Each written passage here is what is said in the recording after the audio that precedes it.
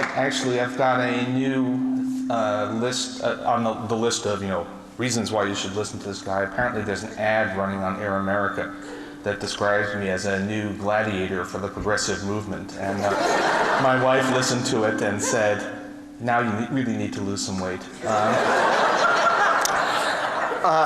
Okay. So. Last time I had a book out, it was largely a collection of columns, and it was written in what I still think of as the darkest days of recent years. It was a period. The book came out in 2003. It was written. The various entries in it were mostly written in 2002 and in 2003, which was I assume for many people in this room, certainly for me, it was a kind of a nightmarish period. One of those nightmares where you're screaming and no one can hear you, which is particularly peculiar when you're writing twice a week on the op-ed page of the New York Times. But even so, it didn't seem like anything was getting through. To some extent, that nightmare has lifted. The acoustics in here are really interesting. It's all right. I'll save. I'm sorry. It is really strange because the echoing. By the way, the best news source truly for these past 7 years has in fact been The Onion, and my favorite of all the Onion stories was the one that explained everything, that basically Dick Cheney had been using the White House intercom system to talk to George Bush, pretending to be the voice of God. And that's what this room was making me think of right now. Sorry. Okay. So let me get back to the theme. All right. Things have lifted some. There's clearly a lot more hope. And actually, this new book, The Conscience of a Liberal, is remarkably optimistic at the end for me. So much so that friends are asking if I'm feeling quite all right. So I'll try to talk about the reasons for that optimism and also the reasons to be really worried about the outlook. But mostly, we have 15 long months of this administration to go. By no means assured that we're going to have a good administration to follow, but it does seem that we need to look beyond. We need to get past what happened, and we need to figure out where we can be going from here. But in order to understand that, we need to understand how we got here in the first place. So a large part of Conscience of a Liberal is about what brought us to this nightmare that we all felt we were living in for several years, and that turns out that when you look at that history, there are some reasons for guarded optimism, for thinking that we may be able to turn this around, but not necessarily. So before I get to the future, let me tell you what I think we need to know about the past. Now, there are, from my point of view, two great puzzles in what happened to America over the past several decades. One of them is economic. It's the puzzle of why it is that we've come to enter a second Gilded Age. What happened to the middle-class society? I'm a baby boomer. What happened to the middle-class society that baby boomers grew up in, the middle-class society of post-war America? How is it that inequality has increased as much as it has? And the second puzzle is political. How is it that, far from doing something to mitigate this movement into a second Gilded Age, in fact, the political system has egged it on, has, in fact, as I'll explain in a little bit, largely been responsible for the creation of a second Gilded Age. We're supposed to be a democracy. Shouldn't changes in economic trends that hurt most people and benefit only a small number of people evoke a reaction, and not a reaction of approval and encouragement? So those are the two great puzzles, and let me talk first about the economics. So, all right, I'm saying second Gilded Age, and people tend to think, well, that's exaggeration, it's hyperbole, it's a metaphor. It's none of that. And the cold, hard numbers tell you that it's, in fact, not at all an exaggeration. Right now, the inequality of incomes in the United States is approximately as great as it was. Actually, almost exactly matches the numbers from the 1920s. And there, as far as we can tell, You know, the 1920s were not really that different from the 1890s. So in fact, when we say we're in a second Gilded Age, that's literally true. We are fully back to levels of inequality, you know, as great. You can see it, not just in the statistics, but for example, Greenwich, Connecticut was like the North Shore of Long Island, which is near where I grew up, but Greenwich, Connecticut was one of the great places of robber baron mansions. There were giant mansions in Greenwich, Connecticut built during the Gilded Age. And during the post-war era, many of them were converted into nursing homes. You know, basically, no one could afford to maintain houses like that in the America I thought I was living in. In recent years, people, mostly hedge fund managers, have been buying up those Gilded Age mansions in Greenwich, and in many cases tearing them down to build bigger mansions. So we are, you know, it really has happened. We really are back to the full Gilded Age. This has some pretty serious consequences. In a way, the least of those consequences, but very important, is that most Americans are not sharing in economic progress, or sharing very little in it. There is a real debate, a complex debate among economists about whether the typical family is better off now than it was in the early 1970s. By some measures, you know, income adjusted for inflation is up a little bit, but that's entirely because more working spouses. So how much of that is a real gain and how much of it is just people, you know, working harder. Then you can go through other things. Some things, you know, there were no DVD players in 1973. There were, you know, but on another hand, it was easier to get to feel that your children were getting a decent education in 1973. The inequality in school districts has increased greatly. You can put it around. The answer is not important, actually. What's amazing is that we're having that debate. The fact that it's even debatable whether the typical family has made any gains over the past 35 years is incredible, because think of what America was like in 1973. Think of what the economy was like. No personal computers, no internet, no fax machines except very expensive things that were used by news organizations. You know, no barcode scanners in the supermarkets. Freighters were unloaded by guys holding big bags of stuff, no freight containerization. We're an enormously richer country, enormously more productive country than we were 35 years ago. Yet we're not sure that the typical family has gained anything. And the reason, of course, is that all or nearly all of the gains went to a few people at the top. Now, who are these people? There's a widespread tendency to say, well, it's all about education. And it's people with good educations who've done well, and people without have not. Which turns out to be not entirely wrong, but mostly wrong. That is, it is true that people with college educations have done better than people with only a high school degree. And it's a significant difference.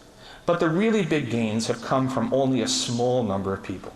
It's not that your typical college educated or even your typical postgraduate education person has done really, really well. In fact, even people with postgraduate degrees have done less well in the past 35 years than the typical person did in the previous 35 years. The real gains are very much at the top. And I could give you statistics on the soaring incomes of the top 1%, or the top 0.1%. By the way, top 1% is $350,000 a year up. Top 0.1% is about 1 million a year up. So those are the groups that have really done well, especially that top 0.1%. But there's one statistic I like that really highlights just how narrowly based the gains have been. High school teachers actually are quite highly educated. They normally have a master's degree, at least. So they're actually quite highly educated. Hedge fund managers are also quite highly educated. They normally have an MBA, in some cases a PhD, but generally speaking, not that different in level of education from high school teachers. High school teachers and hedge fund managers have not exactly had the same growth in income over the past 35 years. In fact, last year, the highest paid hedge fund manager, one guy, earned as much as all 80,000 school teachers in New York. So it's, okay, very, very narrowly based gains. hedge fund managers, CEOs, high executives. How did that happen? Well, it still could be. Now, the simple explanation that the world demands more skill and higher education, that can't be right because most educated people haven't done all that well. It could be other kinds of technological, well, we can think of things that might have happened. But there's a lot of reason to believe that there's a very, very strong political component in the increase in inequality. How do we know that? First, we know that middle-class society, the middle-class society of the post-war years, was a political creation. It didn't happen gradually. We didn't gradually evolve from the era of J.P. Morgan to the era of Ozzie and Harriet, of middle-class America. It happened in just a very few years, from the late 1930s through to the middle of the 1940s. The economic historians call it the Great Compression. It was achieved politically by the New Deal. It was a combination of policies: Social Security, unemployment insurance, minimum wage, pro-labor organizing policies, progressive taxation, high corporate taxation. All of these things, Great Compression, play on Great Depression, of course, but it compressed the differences in income among different groups. It was basically an act of political will, made possible by an extraordinary situation of the country. Two important things about that. One is that it persisted. You might have thought that particularly the wartime environment, which made it possible to impose a lot more equality on America, once that was over, that you would have gone back to business as usual. But it turns out for about 30 years, the new equality persisted. What that's suggesting is that institutions, norms, people's idea of what's appropriate play a big role in what wages are and how profits are divided between owners and the workers in a firm. Basically, all of that it's not nearly as much an automatic invisible hand, if you're an economist, process as we like to imagine. There's a very strong element of what people consider normal and acceptable. The other thing is, a lot of people will tell you, well, any attempt to really reduce income differentials is disastrous for the economy. But the post-war generation was, in fact, an era of spectacular economic growth. It was the best 25 years the United States or any economy has ever had, all in an environment of relative middle-classness. Now, it came apart beginning in the late 1970s. Big increase in inequality. How did that happen?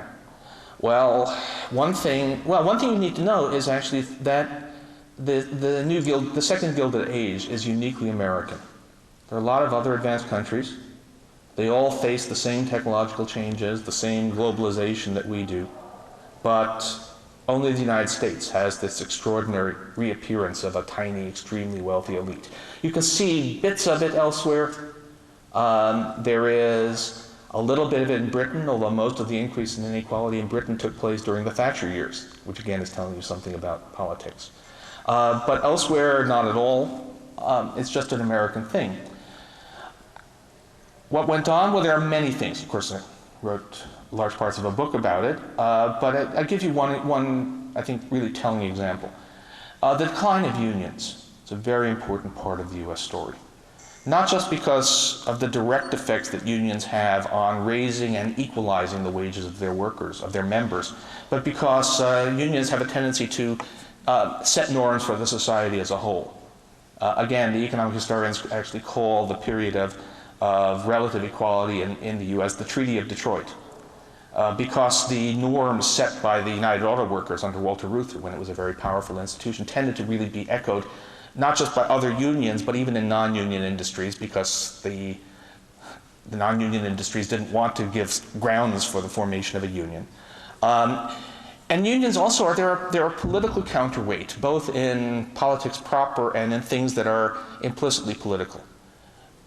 CEOs have always appointed the committee that decides how much the CEO ought to be paid. So in a fundamental sense, CEOs have always set their own wages. And yet, in the 1960s, those committees set wages at only 30 times the wages of the average worker. Now it's about 350 times. What happened? Well, one thing that happened is that there were, in fact, this is what people on both sides of the debate about CEO pay will tell you there used to be constraints, what's known in the academic literature as the outrage constraint. There would be people who would start jumping up and down if a CEO engaged in gross self-dealing. Unions were an important part of that. So were politicians who would hold hearings, but part of the reason politicians held hearings was that there was an effective labor movement that sort of demanded that. So all of these things affect, all right. So the decline of unions is a big issue, but hey, unions, as everybody knows, they're just outmoded. They don't really have a role in the 21st century economy, except that the decline of unions is uniquely American. In the 1960s, Canada and the United States both had about 30% of their workers in unions. Canada still has nearly 30% of its workers in unions. The United States is down to 11, and if you take out the public sector, it's down to less than 8 in the private sector.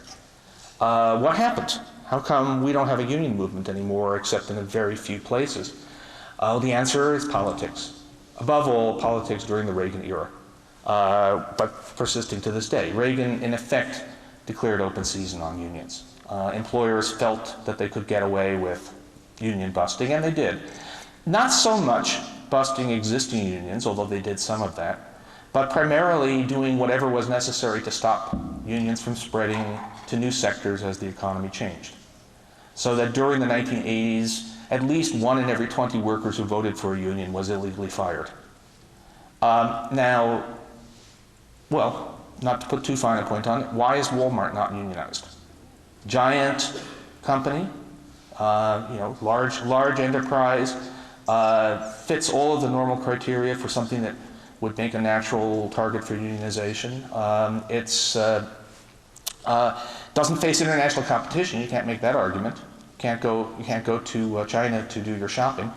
Why isn't Walmart unionized? Well, because Walmart grew big in a political environment in which companies like Walmart were able to block union organizing by any means they chose. All of these things explain why the United States has become so unequal and so much more unequal than other advanced countries. That doesn't explain the political environment. So how did that happen? Well, it's a two-part story. And one part is the rise of what I call in the book, but it's not my term, movement conservatism. The people who actually call it that are the conservatives themselves. They'll ask, are you part of the movement? They'll even say, are you a movement conservative? Movement conservatism, yes, Virginia, there is a vast right-wing conspiracy. But it's not hidden. It's not as if for all I know, maybe there is a secret star chamber or something, but that's not what's important. What really matters is that there's an open set of institutions that behave cooperatively, collusively with an essentially unequalizing economic agenda. The institutions range all the way from the Heritage Foundation to Fox News. The goals, particularly if you look at the fundraising letters that the Heritage Foundation sets out, they're really quite straightforward. The Heritage says, don't forget that ultimately the aim is to undo the Great Society and the New Deal, to undo Medicare, Social Security, all of the things that happened. One member of the vast right-wing conspiracy that happens to be eminently quotable is a fellow you may have heard of named Grover Norquist, head of Americans for Tax Action. And someone said that actually the good thing about Norquist is he's actually kind of like a James Bond villain who explains his evil plans to his and so he's most famous for the remark about wanting to shrink the government down to the size where he could drown it in the bathtub. But the one I really think is better. So I asked, how does he think America should be? And he says he wants it to be back the way it was before Teddy Roosevelt and the socialists came in. So back before, basically the whole, not just the New Deal, but the Progressive era too. Get rid of the whole work. It's coordinated the glue that holds it together. It's coordinated the glue that holds it together is money. Look at the institutions of movement conservatism, look at the funding sources, and you will again and again find the same 5 family foundations as key funders. Richard Mellon Scaife, Coors, Koch, Smith Richardson, Bradley, a couple of others, they also make appearances. So it really is, I've always thought that the right-wing paranoia about George Soros, although partly it's looking for a boogeyman, it's partly a little bit of tacit anti-Semitism and all the other things, but partly the idea that an evil billionaire is coordinating everything makes sense to them, because after all, that is the way things work on their side of the fence. Beyond, so that's what holds the institutions together. Why is it able to dominate the Republican Party? Because that's again part of it. Why has this movement been able to dominate one of America's two great political parties? It did not in the past, right? When we go back to the 50s, to Eisenhower. People don't know, but when Eisenhower was president, the top tax rate was 91%. Eisenhower wrote a letter to his brother about people who thought you could do away with Social Security and other New Deal policies. And he said they are a tiny minority and they are stupid. But that was then. Now it's an entirely different party now. The domination of the party comes because primarily there are very strong incentives for politicians to toe the line, and very strong penalties if they don't. Consider two Republicans who both lost their Senate seats last year. Lincoln Chafee was maybe the last moderate Republican. He faced an extremely well-funded primary challenge from the Club for Growth, which is basically a tax cut enforcement organization. Actually, they say it themselves. We are the enforcers of tax cut policy. Even though the Republicans knew very well they might need his seat to keep the Senate. And then when he lost his seat, he was, there was nothing. The movement was certainly not going to take care of him. He got last I heard, a one-year teaching appointment at Brown. Rick Santorum. Rick Santorum very much at the core of the whole thing. Rick Santorum there was a weekly meeting that, have you ever heard of the K Street Project? Basically trying to make sure that all of the lobbying organizations were controlled by loyal Republicans. And Rick Santorum coordinated the Senate side of the K Street Project. He lost very badly because Pennsylvania really isn't that kind of state, certainly not now. But he himself was just fine. A right-wing think tank created a new program for the America's Enemies program and appointed him to head it. And so there's this, what friends of mine call wingnut welfare. There is a safety net. All right, this is how, and you can enlarge this much more widely. But of course, it doesn't work unless you can win elections. So how do you win elections when your fundamental ideology is cut taxes on the rich and try to undermine Social Security and Medicare and unemployment insurance? The answer, of course, is change the subject. So I have a chapter in the book titled Weapons of Mass Distraction. In some ways, the 2004, in some ways, but missing one element, I think. The 2004 election was actually a classic because what you always need to understand is that what management is interested in, if you like, on the right, is economics. The goals are always about changes in economic policy that would essentially increase inequality. But the way they win elections is by running on something else. So in 2004, Bush runs as America's defender against gay married terrorists. And no sooner is the election over than he says, and now our first priority is privatizing Social Security. And there was a sort of a collective reaction from many of the people who voted for him of, what? We know that wasn't in the, but that's almost a perfect illustration, but not quite a perfect illustration, because actually those are not the issues that have, for the most part, won elections for the right. They have, 2002 and 2004 were national security elections. Moral values, the religious right played some role, crucially in mobilizing voters in tight races in a few states. But those are not that's not actually been the consistent source of advantage. The consistent source of advantage has been America's original sin, race.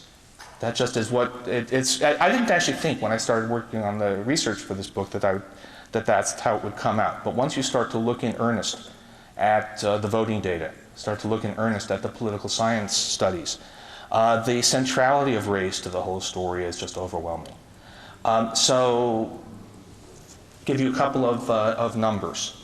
It's always a risk I have.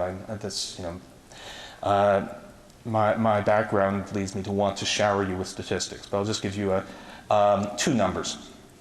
The first is, what has led to the flight of white males from the Democratic Party? And we all know that white men have left the Democratic Party, and every pundit can tell you why. It's the Democrats seem weak on defense, and they're weak on moral values, and they haven't honored the, and so on down the list. Except none of it is true. Because if you take out the South, nothing has happened. In 1952, 40% of non-Southern white males voted Democratic. In 2004, 39% of non-Southern white males voted Democratic. There is actually essentially no change once you take out the South. And why did the South switch? Well, it switched because after the Civil Rights Movement, Richard Nixon initiated the Southern strategy of winning over Southern whites. And in last year's election, Southern whites were the only large demographic group that voted heavily Republican. Every other group was either evenly split or voted heavily Democratic. Congress. After the 1954 election, the Democrats had a 30-seat majority in the House of Representatives. After the 2004 election, the Republicans had a 30-seat majority in the House of Representatives, which was the biggest majority they ever had, by the way, during their 12 years of control. How much of that was because the South switched parties? The answer is more than all of it. The Republicans had actually lost seats in the North over that 50-year span. So it was, again, entirely the Southern switch. Now, maybe the South switched for other reasons. Well, judging by the behavior of the politicians, they thought that race is what it's about. So, all right, let's talk about Ronald Reagan. Ronald Reagan is, in many ways, the essential figure for understanding what happened to America. But you can't understand that without, facing up to the fact that that St. Ronald Reagan, the patron saint of pure conservatism, is an imaginary figure. The real Ronald Reagan was a much less pleasant character. He was mean-spirited. The speech that made Reagan a national figure was a speech he gave for Barry Goldwater in 1964. And it's an amazing thing to read. He makes fun of John F. Kennedy for having said that millions of Americans go to bed hungry each night. And Reagan says, they were probably all on a diet. It's full of, there's a sort of early version of his later story about the welfare queen driving her Cadillac. This one is not quite the same story, but again, it's no completely unverified, almost certainly untrue, but this kind of thing. And there's a strong element, basically, of tacit race baiting. And that runs through Reagan's career, at least up to the point when he reaches the White House. And in the 1980 campaign, Reagan's first speech on the campaign trail was not about tax cuts. It was not about fighting communism. He went to Philadelphia, Mississippi, where the 3 civil rights workers had been murdered, and gave a speech about states' rights. Now, nothing explicit there, but it was a clear shout-out to racial prejudice. And it's, the same thing can be said of politicians we don't think of as being, we now look back at George H.W. Bush with some nostalgia. And the truth is he did govern in a fairly moderate fashion. But he ran the 1988 campaign very largely on Willie Horton. So this has been central to the whole way the politics has been run.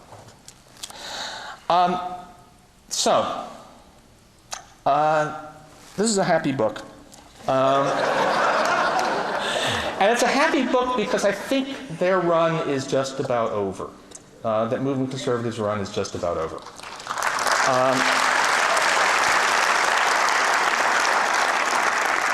So let me give you some reasons for optimism.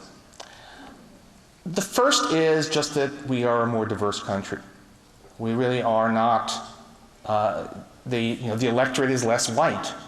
Now, what defines being white? The answer is, well, it basically depends on what the bigots think is white. And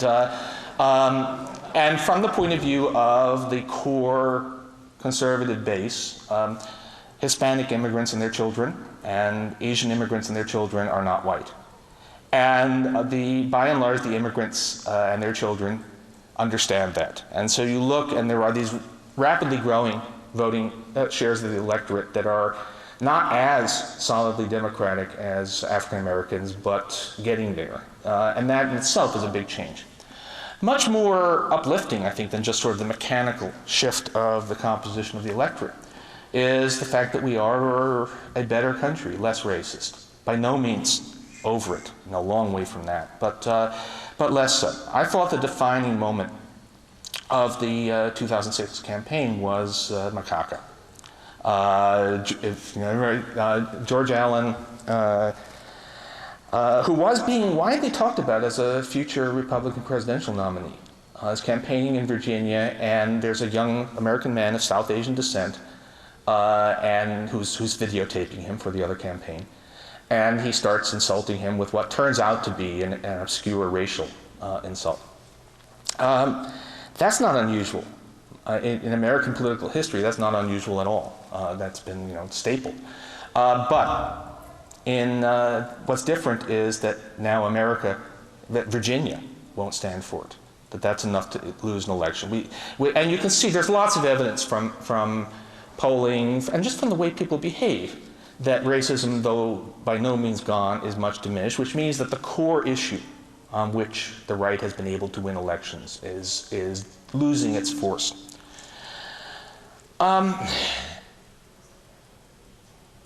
It's a pretty good chance that progressive politicians will win elections, will win next year, will win elections, and several other elections. What do they do? What should they do with those election wins?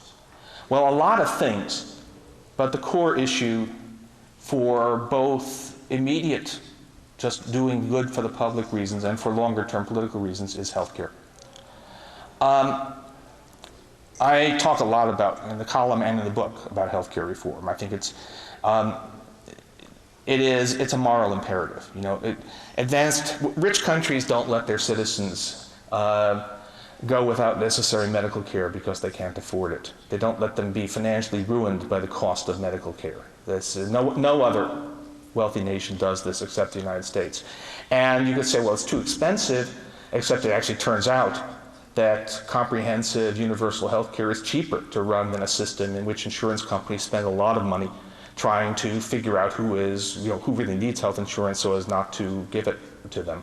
That's literally true. Medicare, which covers everybody 65 and older, spends 3% of its budget on overhead. Private insurance companies spend 14%. And that doesn't count all of the costs that are imposed on doctors and hospitals by trying to deal with insurance companies and their denials and so on. Other countries have healthcare systems, the best of them, France, Germany, are better than the US on every dimension, and yet cost far less than ours. So this can be done. We know how to do it. And we actually have reasonable political strategies for getting it done. Ideally, people ask, don't you believe that single-payer Medicare for all is the way to go? And the answer is yes. In terms of the actual economics, that is what we can do. And by the way, you hear people say Americans will never go for a single-payer system, and yet every American 65 and older is actually covered by a single-payer system called Medicare. There's the famous story among healthcare policy types of the constituent who started shouting at a senator, "Senator, don't let the government get its hands on Medicare." So people don't. So we can do this with the enormous benefit. There's something else. So here I want to talk about how much I agree with William Kristol of the Weekly Standard.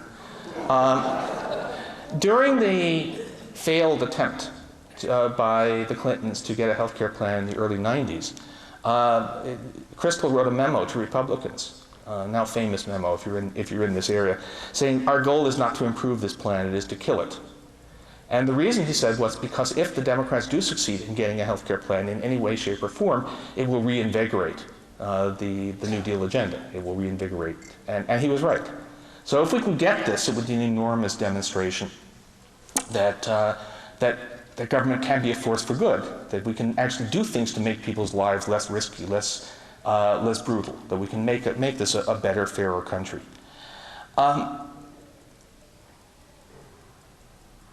lot depends on the possibilities are incredibly good compared to where they seemed not long ago.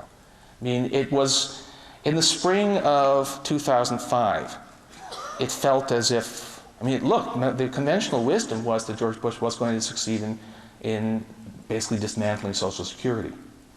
Now, all of the leading Democratic candidates are proposing serious, pretty reasonable chance of passing plans for universal health care. That's amazing. That's, you know, sometimes I have to pinch myself to believe that we've made that much progress, but it's by no means guaranteed. I have been sick on the road, and my apologies for this. It will get, it sounds worse than it is. My wife now has the horrible cold that I had for the last several days, so, or that was a message from God or Dick Cheney or somebody not to talk about this. Anyway, the chances are, you know, it's very good, but of course it can go wrong. The best hope, I think, is that we really do have a progressive movement in America now, in a way we did not 10 years ago. Certainly we did not 15 years ago. One of the things that strikes me looking back at the Clinton failure in the early 90s was that there really was no one behind Clinton to say, this is what you have to do and get moving. Lyndon Johnson signed Medicare on July 30th, 1965. In other words, came into office in January and had this thing done by July. Bill Clinton gave his first speech on health care in September 1993. Just slow start and no cohesion. And this time there's enormously more cohesion, much more sense that things have to be done. But they could let us down. So I'll just close and say, you know, I read a lot in this book about a whole chapter devoted to what I call the long Gilded Age, the period of great inequality that really persisted right up until the 1930s. And there were two parties, and sometimes there were seriously populist Democrats, although they were very flawed in a way, but often the Democrats were, and certainly the only Democrat who got elected to the White House during the Gilded Age proper, Grover Cleveland, they were what people at the time called Bourbon Democrats. They were, as in the French royal family, they were maybe a little more honest and competent than the other side, but they were almost as totally in the pocket of the robber barons. We have our Bourbon Democrats today. I'm actually trying to come up with hedge fund Democrats. Anyway, and there is a real concern about whether they'll deliver. I wrote in the Times a couple of weeks back, we hope we're about to elect another FDR. We might be about to elect another Grover Cleveland. But keep their feet to the fire. And I think there's, as I say, I'm still astonished. Maybe it was just because it was so bad a few years ago. Been down so long it feels like up from. But I think that the prospects, the hopes for turning this country around are better than they ever were. And above all, the fact that we got through those years. There was a point when it really seemed as if a new McCarthy era was coming, as if we were really on the brink. And I think we were, but we didn't, because Americans, the public, was better, more tolerant, more reasonable. I guess my bottom line on the experience of the last 7 years is that it has been horrible, but in the end, this has turned out to be the country I hoped it was. Thanks. You've been listening to economist, author, and New York Times columnist Paul Krugman speaking about his latest book, The Conscience of a Liberal. In a moment, we'll turn to questions from the audience. Paul Krugman spoke at the Baghdad Theater in Portland, Oregon on November 3, 2007.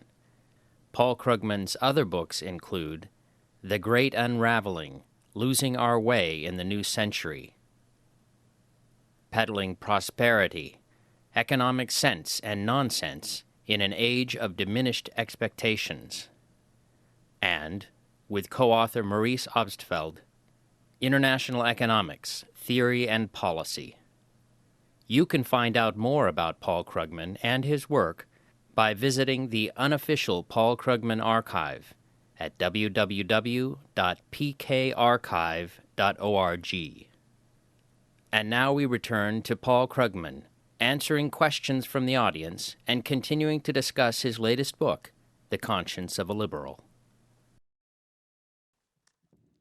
Okay, I guess I'll begin. I've been trying for some time to understand the conservative mind, the things that they seem to try to be doing in the country seem insane somehow, but I'm sure that they don't seem insane to them.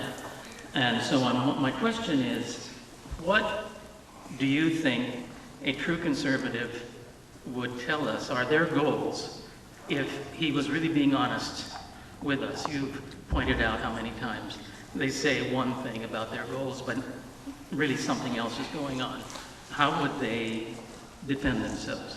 Okay, that's a really good question. And I mean, this is why, by the way, we like Grover Norquist. He's evil but honest, I think is the correct description. No, there is a really strong nostalgia. It's kind of odd because it's nostalgia for an era nobody living remembers. But there's this real nostalgia for the Gilded Age.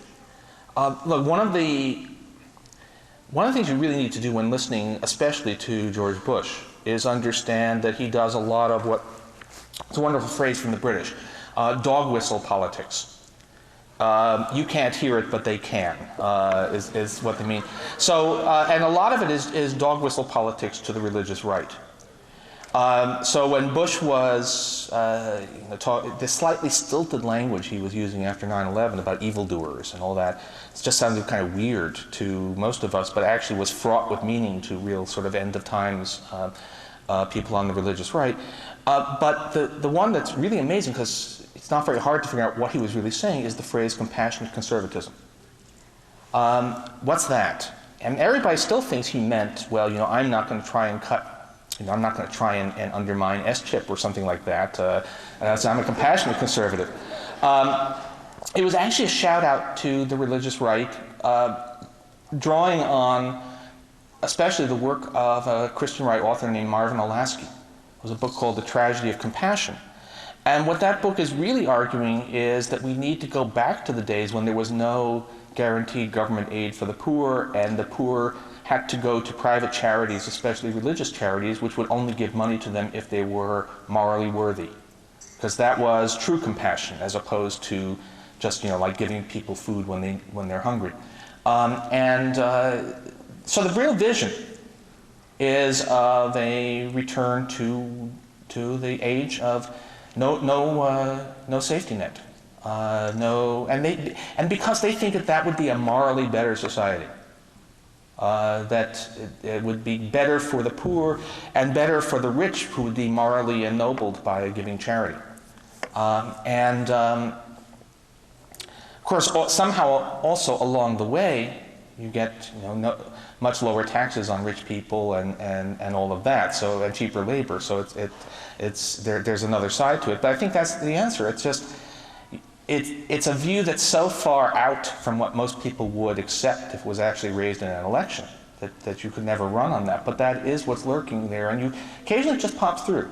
Sometimes you'll just see an opinion piece written by some apparatchik of the conservative movement, and they'll slip up, and this basic view that harsher is better, and that a society in which people who don't measure up to the standards for requiring aid just starve or die from lack of medical care is a better one. Anyway, amazing stuff.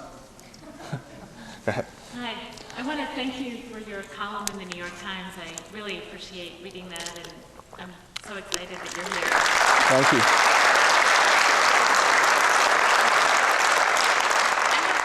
I have a question about access to information, and it's funny because I read your editorial in the New York Times for information, and you'd think you'd read it on the front page of the paper, but I mean, I go to your column and I'll find, I didn't know that the death toll of who's dying in Iraq is changed by whether they're shot head on or in the back. Yeah. So I wonder, how do we get more access to information? And it just seems like there's fewer and fewer, the control of the media is into fewer and fewer hands. And how, I'm so excited that you are able to talk about what you do, but you're sort of in an institution, and there's a lot of people who get fired for saying things like you say. And so, there's two things that I'm really concerned about, and one is the role of the military-industrial complex and the role that they play in our economy. The other is the separation of corporation and state. I think that this country is separated church and state, but corporation and state are so interconnected. And I don't know how we make it so that more people have access to more information. Yeah, okay. I'm tempted to follow all of the lines in that, and it probably is. But let me no, because the whole bunch of things. I mean, one thing we might want to point out is that just to say it, the corporate influence, although large, is actually one of the odd things is how much how many of the really big beneficiaries of cronyism in this administration have not been established corporations, but just sort of people with the right connections. So Blackwater was a two-bit operation until suddenly it became the prime provider of mercenaries for these wars, and the whole idea, that's another thing. It just, this bringing us back. I mean, if Grover Norquist wants to bring us back to the 19th century, mercenaries sort of went out in the 17th century, and now we're doing it anyway. The media, information. Okay, in some ways, information is, for those who are prepared to do a little work, more available than ever, thanks to the internet. During the darkest days here, when there really was a muzzle draped over a lot of coverage, you could still read British Canadian newspapers and learn a lot of things that were barely being reported here. Or you could read, one of the odd things during the Iraq buildup was that a lower prestige news organization, Knight Ridder, now McClatchy, was giving very accurate reporting that somehow wasn't showing up in the Washington Post or the New York Times. So it was, and because of the internet, you can read it. There is no McClatchy newspaper where I live, but you can read it anyway. How it reaches the public is another problem. And this is something that is a great concern to me. And I've been written about many times, and I try, with my limited, despite the prominence of the podium, there's only so much you can do, but I try and do a little bit of bullying on the media, just get stuff out. During the 2004 campaign, I tried to, most people still get their news from TV, and I actually tried to figure out what somebody getting his news from TV would have known about the healthcare plans of the candidates. And the answer was nothing, not a thing. There were stories occasionally about how the plans were playing politically, but nothing about what was actually in them. And there was just a new study by Pew of campaign coverage so far this year. And if anything, it's gotten worse. There's hardly any stories about what is substantively being proposed. And everything's about horse race or fundraising or supposedly revealing personal anecdotes, and it's a real problem. Particularly the refusal to call out when candidates say something that's just wrong, just false, persists. We're now actually, Thursday was the 7th anniversary of the column I wrote where I said that if Bush said that the Earth was flat, the headline would read, "Opinions differ on shape of planet." Well, sure enough, we have.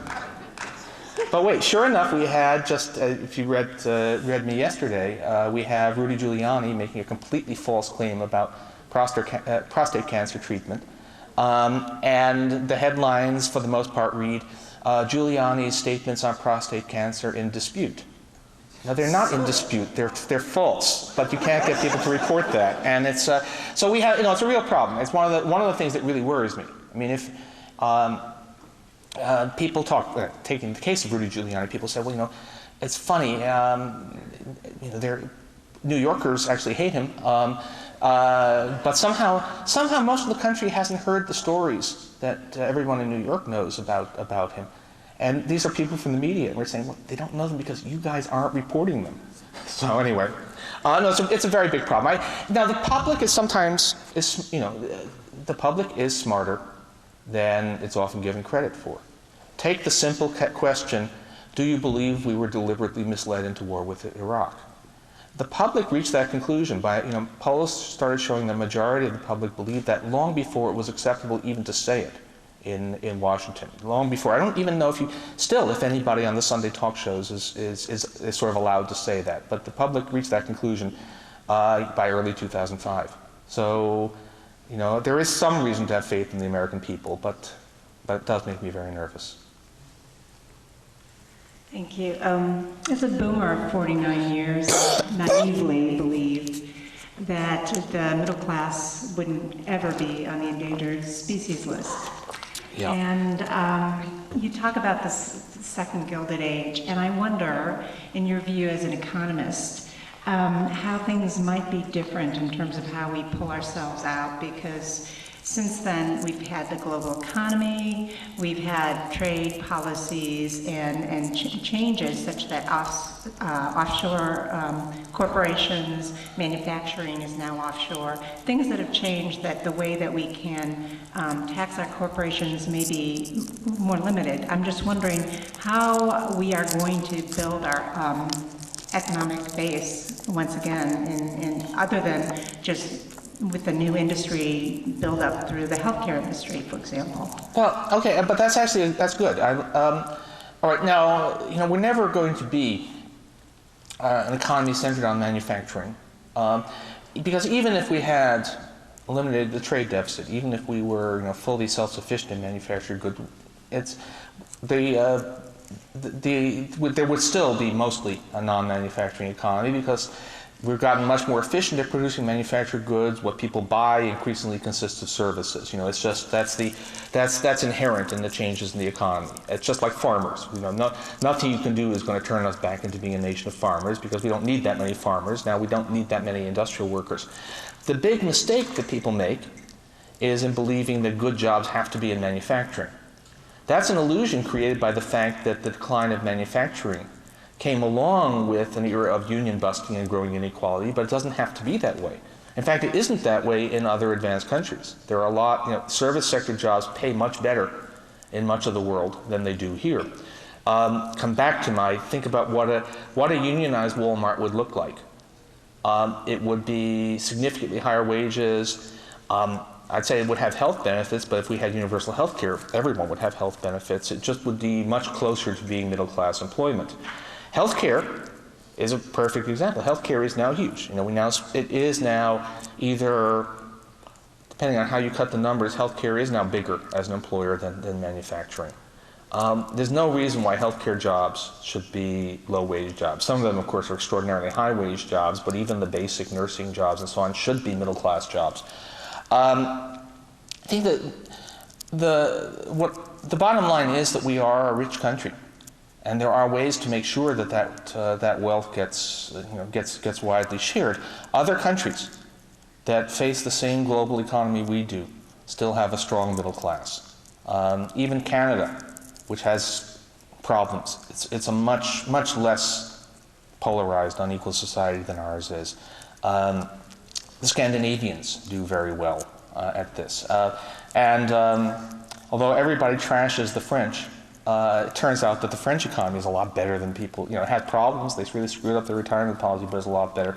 So there's a big, there's a divide among people who are on the progressive side of the political spectrum about trade policy. And I've been pro-globalization, mostly not for the United States, but because I think it's terribly important for the world's poor countries to have open markets. But then the question is, well, what about the U.S.? And basically, I think it's something we can have a reasonable discussion about, and we can look for ways to make trade fairer, and we can do things.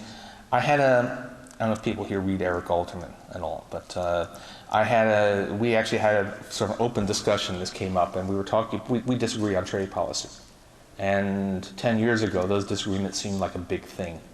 And we actually agreed, I don't know who came up with the metaphor, he or I, but we both agreed on it, that while we were arguing about trade policy, Sauron was gathering his forces in Mordor, and that seems sort of more important at this point.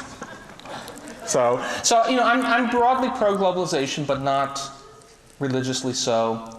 Other people, I look at somebody like Sherrod Brown in Ohio, who's much more protectionist than I am, but I'm willing to discuss and bridge that gap, and I don't think that's the core of it.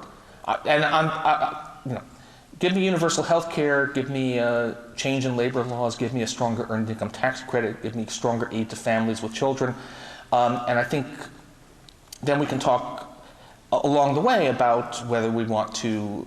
You know, we're not going to have any new free trade agreements for a long time to come, and that's okay with me. And we probably are going to be looking for new ways to include labor standards in our existing agreements, and that's fine, though I think it'll do less than people imagine, but I'm willing to go with it. And we'll see from there. But you can have a middle-class society in a global economy. Every other advanced country is managing it, so we should be able to do it too. If you and your other colleague, columnist David Brooks, are up here on the stage together chatting about some of these same subjects, how might the conversation go? I have no idea. To be honest, you know, I've only actually met David once. It's an interesting thing. You think we're all sitting there around, and it's not true. He's DC based. I'm Central New Jersey based, and so I mean, it's an interesting thing. I think. Trying to think about what I ought not to say. He's writing very interesting sociological pieces these days, which leads me to believe that I'm winning the economic arguments.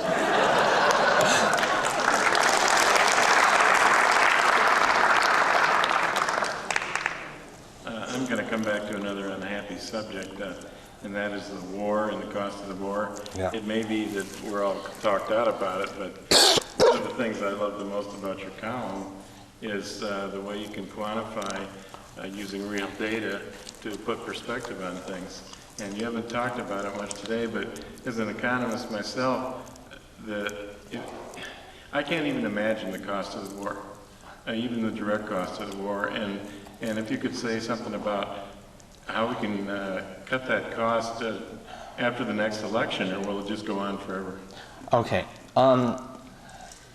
Start with the end of that first. This is completely, you know, I know no more than anyone else about what the next president will do. But my guess is that any Democrat will in fact get us out fairly quickly. That all of the cautious talk about it is not because any of them has any desire to stay in, but because because Democrats are so far ahead on every issue except national security, which is roughly tied, that they don't even want to, you know, make that the centerpiece of the campaign. The cost of the war. Look, it's enormous in absolute terms. It's enormous relative to quite pressing social needs. So the proposed S-chip expansion on healthcare for 5 years is 41 days in Iraq.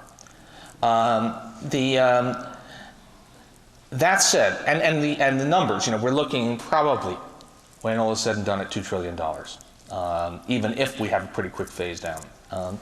Okay, so.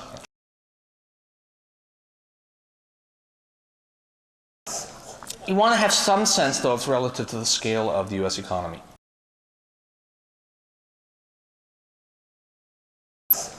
You want to have some sense, though, of relative to the scale of the U.S. economy. So we're spending at this point around 1% of GDP, or a little bit less, on Iraq. We were spending more than 2% of GDP on Vietnam.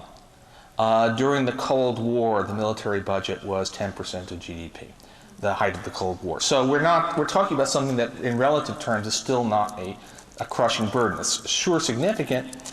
If we get rid of it, it helps free up money that can be used for health care, for poverty assistance, for, you know, but it's not in itself a crippling burden. Even the debt from it won't be a crippling burden. So it's some perspective. The other costs of the war, the non-monetary ones, those are frightening to contemplate. And I look at in some sense, I have a feeling that nothing I'm saying today matters compared with the prospect that a nuclear armed Pakistan may be about to blow up on us. But but the cost in American reputation, the idea that from the defenders of freedom we become the perpetrators of torture, all of that is just incredible to think of. But the monetary cost is serious but not fatal. Hi. I have a question that may seem a little off topic, but I think it pertains to wealth inequality.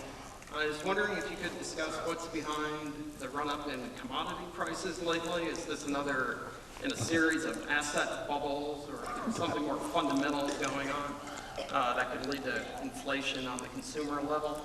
Yeah. All right. Yeah. By the way, I think I can take about two more. It's well, let's see how fast I go. But I think no more people in line, please, because it's there are. I actually have an ailing wife that I need to get back to. So, okay, commodity prices. Okay, oil first off, but other things as well. Some of it is speculation, although not necessarily irrational speculation. If you think that there's some reasonable chance that Dick Cheney might bomb Iran, then having some oil futures might turn out to be a very, very good bet. And so that really does have the effect of driving up those prices in anticipation.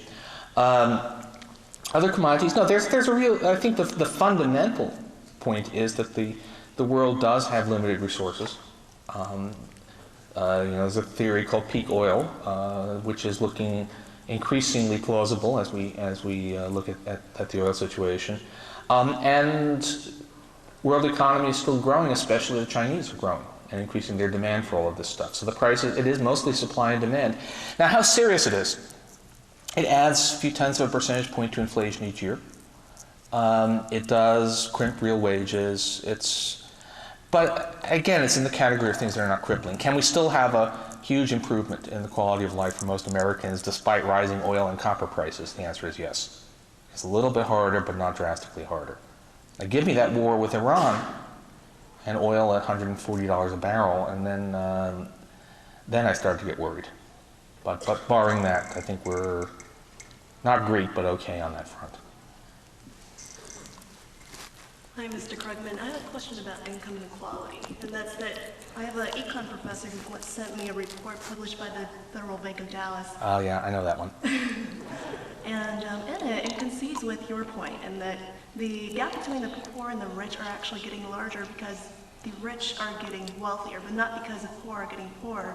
But it also concludes that, and then it cites a study that's been conducted by the University of Michigan. What they did is they tracked those who lived below the poverty line, who are at the poorest quartile of the poverty line, over time, over, I don't know, 2 decades. Yeah, and I can describe, a lot of people move up the scale. There's a lot of, right.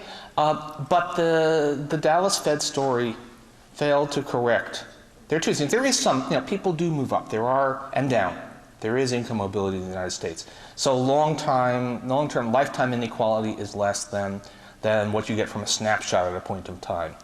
However, the Dallas Fed study, somehow, one of the really crucial things you need to do is correct for stages of life.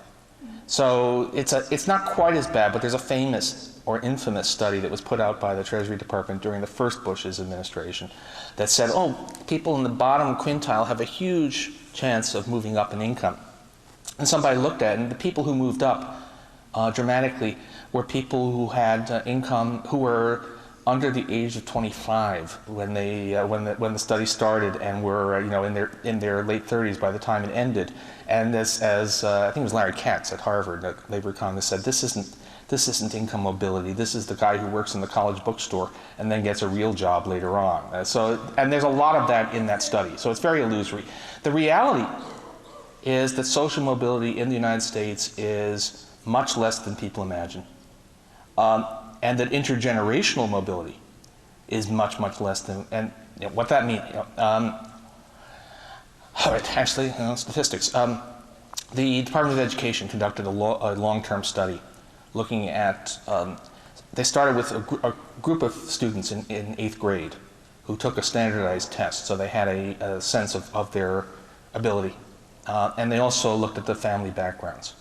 And what they found was, so far they've only tracked them up through looking at how they did, at their college experience, if they did go to college. Students who were in the top quartile on the test, but in the bottom quartile in terms of family income, were less likely to finish college than students who were in the bottom quartile on the test and top quartile in family income. Basically, if you're a smart kid from a poor family, you have less chance of getting through college than if you're a dumb kid from a well-off family. That's America today. All of the studies I know show that, we talked about Horatio Alger, the American dream. Horatio Alger has moved to Europe. It's actually much harder for people from poor backgrounds to make their way in the United States than in other advanced countries. So, yeah, it's not true. You know, anyone who says that there is no real problem of income inequality because people move up and down, it's not entirely false, but it's mostly false. We really do have a big problem. Is there a book or an author you recommend on this issue? Gosh, you can recommend an old paper I wrote myself about all this stuff called The Rich, the Right, and the Facts, which was in the American Prospect in '92. And I think there's it's not, let me recommend Google Scholar. It's Scholar by Google. It's actually very good. It's amazing. It sort of does for the academic literature what Google does for ordinary stuff. So if you want to just if you look at that put in something like income mobility, you'll very quickly find the best studies. Okay. Thank you. Thanks.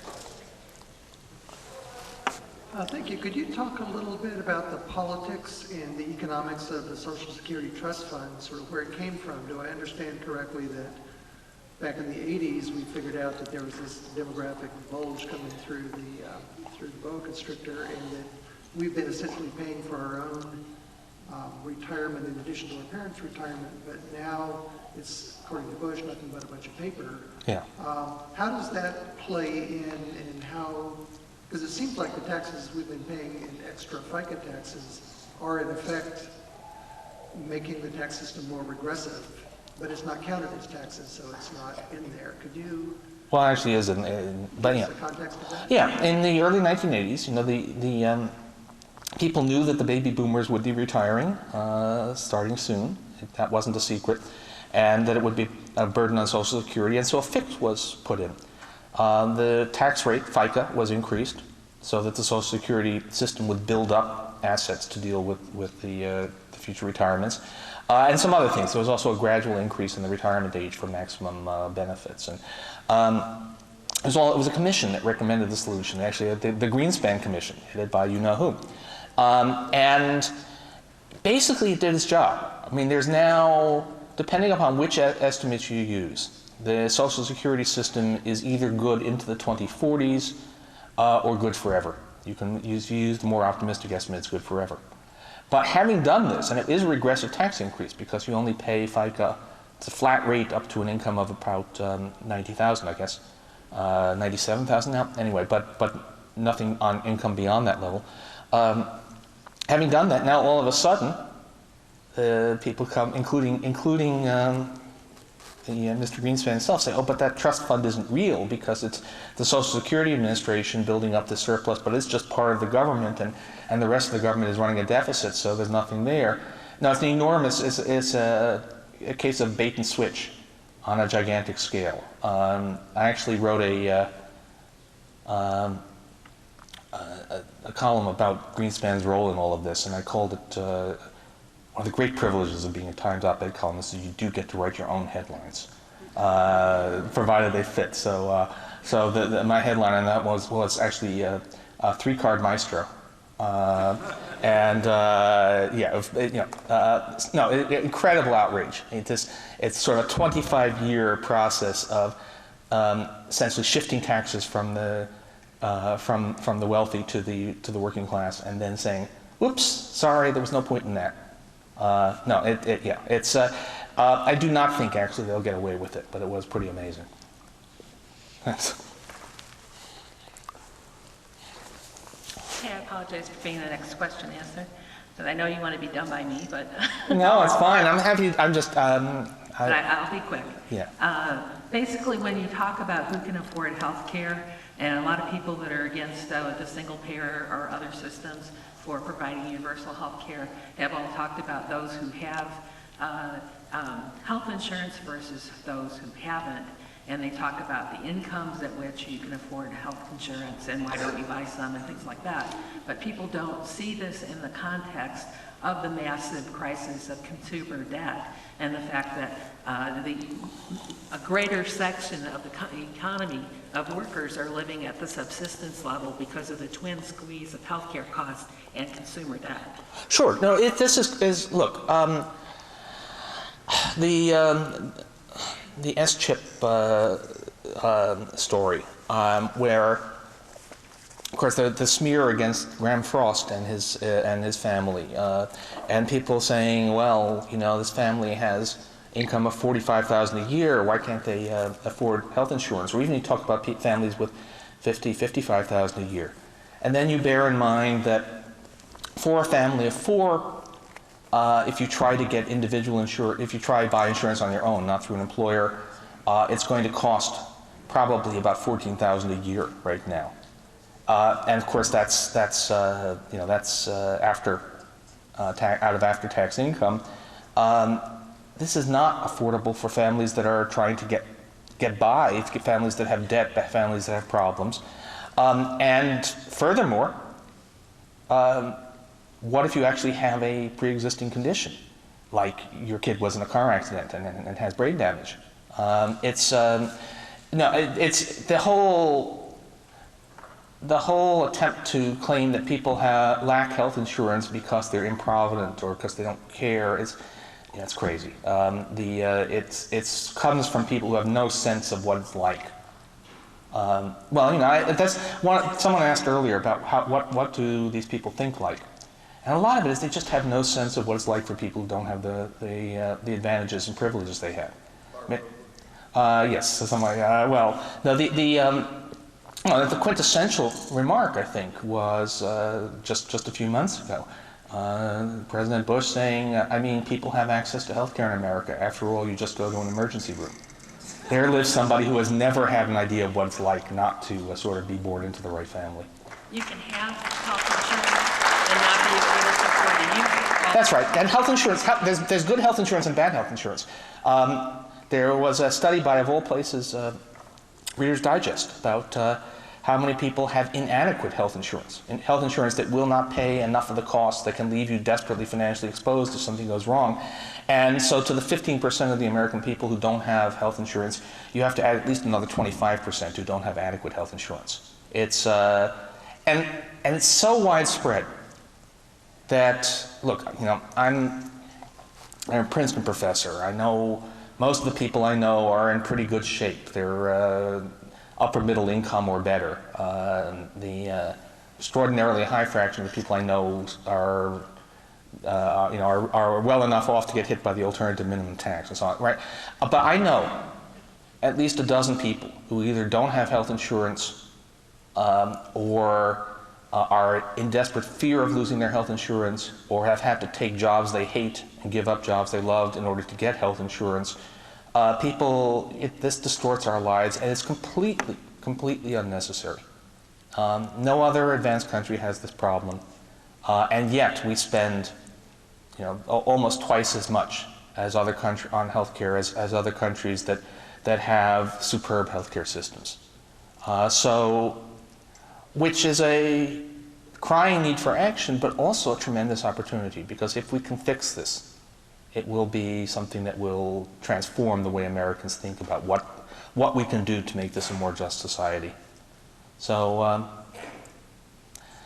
should tell you, New York Times rules do not allow me to endorse candidates. In principle, you don't even know which party I'm going to I favor. So But I think I can give you, say, we have tremendous opportunity now, so next year, vote early and often. Thank you. You've been listening to economist and author Paul Krugman speaking about his latest book, The Conscience of a Liberal. This program was produced by pdxjustice Media Productions. To find out more about this program and related topics, please visit our website at www.pdxjustice.org. You'll find links to more information about the topics discussed in this program, and you'll find video and audio programs featuring speakers such as David Cole, Susan Faludi, Natalie Angier, Phyllis Bennis, Rashid Khalidi, and many others. Thanks for tuning in, and thanks for supporting net neutrality and all forms of grassroots, democratic net neutrality and all forms of grassroots, democratic community media.